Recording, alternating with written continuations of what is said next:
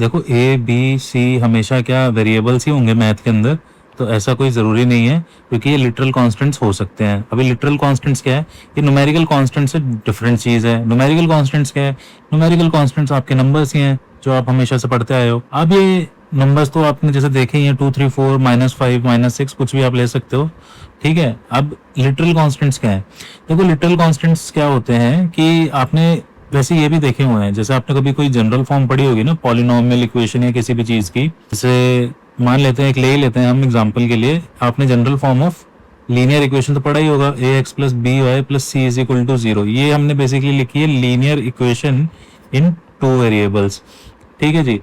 अब क्या हो रहा है कि इसके अंदर जब आपने इसको पढ़ा होगा तो साथ में आपको एक चीज क्लियर होनी चाहिए कि इसके अंदर हम वेरिएबल्स एक्स और वाई को बोलते हैं सिर्फ, और फिर एबीसी को हम क्या बोलते हैं, हम इसके अंदर इसको बोलते हैं कांस्टेंट्स। इनफैक्ट अगर हम इन्हें कांस्टेंट्स नहीं बोलेंगे तो पहली बात तो गड़बड़ हो सकती है, क्योंकि अगर एबीसी को आपने वेरिएबल ले लिया इस केस में तो होगा क्या, एबीसी को अगर आपने वेरिएबल ले लिया, जैसे मान लेते हैं इसी केस की बात कर लेते हैं, ए अगर वेरिएबल है तो आपको पता होना चाहिए कि ए वेरिएबल है और एक्स के साथ मल्टीप्लाई हो रहा है और एक्स भी वेरिएबल है, तो बेसिकली इसकी जो डिग्री है, इस पूरे टर्म की जो डिग्री है वो 2 हो जाएगी, और 2 होते ही ये लीनियर इक्वेशन इन 2 वेरिएबल्स नहीं रह जाएगा।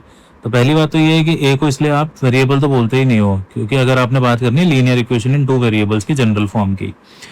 तो अब कहानी क्या है, कहानी ये है कि इनको आप बोलते हो कांस्टेंट्स। अभी किस तरीके के कांस्टेंट्स हैं, ये लिटरल कांस्टेंट्स हैं। अब लिटरल कांस्टेंट्स में क्या है, इनको भी आप रिप्रेजेंट करते हो लेटर्स से, लेटर्स ऑफ इंग्लिश अल्फाबेट से। लेटर्स ही आप यूज करते हैं वेरिएबल्स के लिए भी, खैर इसके ऊपर भी हमने एक वीडियो बनाई हुई है, आप देख लेना और क्लियर हो जाएगा। लेटर्स के केस में क्या है कि भाई आप इसमें डालते तो हो, लेकिन इसको चेंज करने से ना आपके पास नई नई तरीके की पर्टिकुलर लीनियर इक्वेशंस आएगी। जैसे आप एबीसी की कुछ डिफरेंट वैल्यूज डाल दो, 2x plus 3y minus 5 is equal to 0, तो आपके पास एक नई तरीके की लीनियर इक्वेशन आ गई।